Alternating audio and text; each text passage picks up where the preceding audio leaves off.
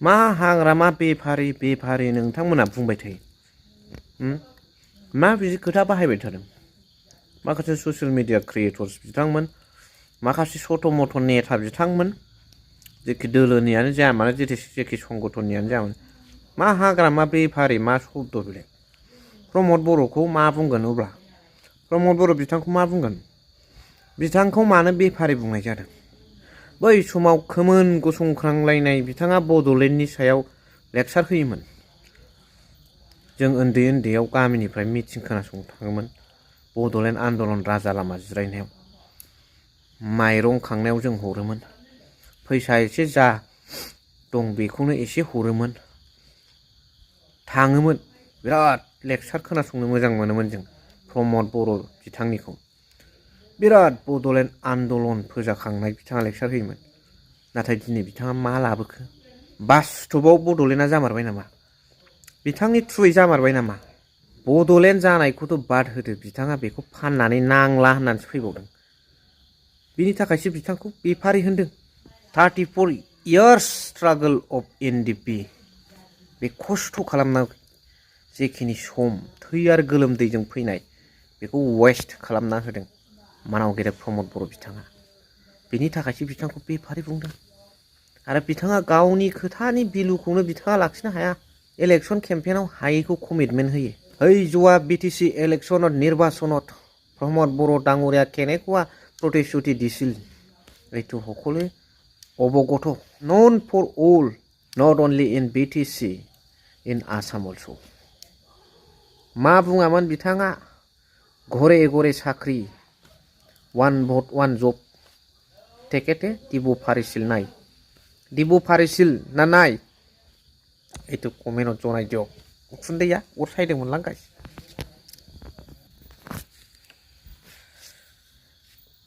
After signing BTR accord बिथाङा मा बुङामोनलाय बै समाव बिटिआर एकर्डनि दफाफ्रा जुदि आखरे फालन खालामजायाबा बिथाङा सोरबा मन्थ्रिनि न'आव दिन्दां आलायनानै थैगोन बे खोथाखौ बुंदोंमोन नाथाय दिनै आखरे फालन खालामजायाखसै बिनि फोरमानखौ सोर होखो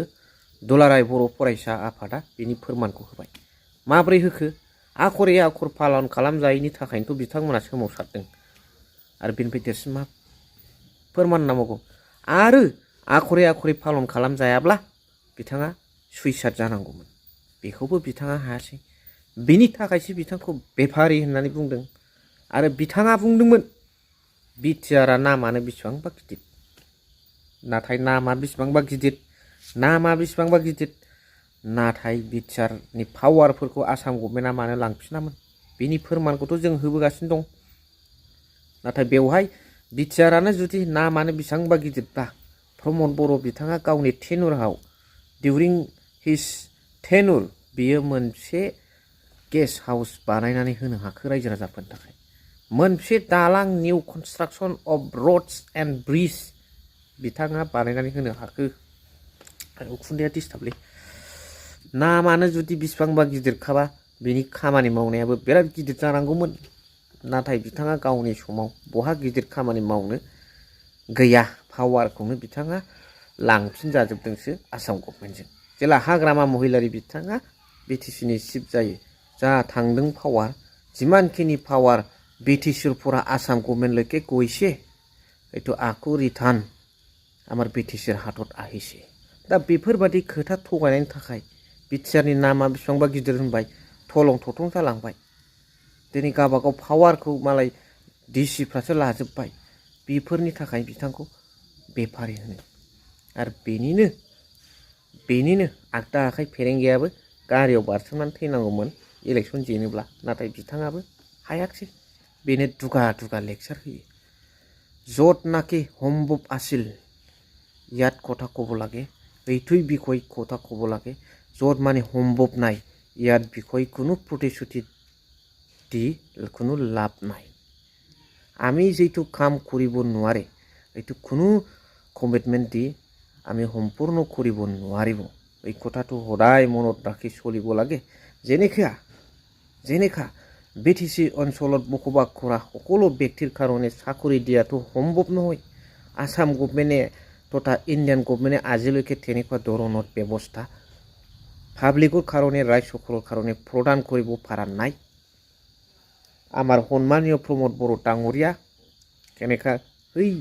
চাকৰিটো সকলো ব্যক্তিৰ কাৰণে কেনেকা প্ৰদান কৰিব পাৰিব। খুন্দি আङो প্ৰমোদ বড়ো ডাঙৰীয়াই এজন ছাত্ৰ সন্থাৰ নেতা হৈ পেলাই এই কথাটো জানিব লাগিছিল যে আজিলৈকে আসাম একৰ্ডত যি দফাবিলাক আছে সেইবোৰ দফাবিলাকক আজিলৈকে আখৰে আখৰে পালন কৰিব পৰা নাই। সেই লাইনত আমাৰ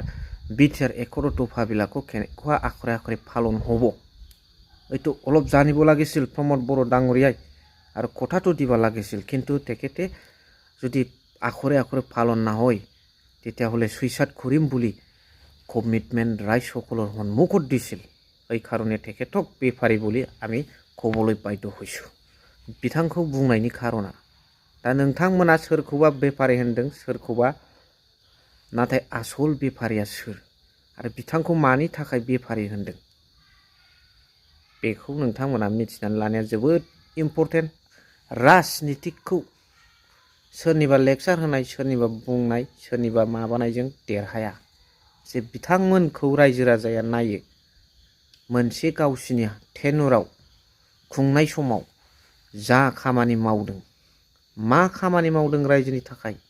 मा मावनो हादिया ना खोथाल' ना खामानियाव आवगायदों बेखौ नायबिजिरो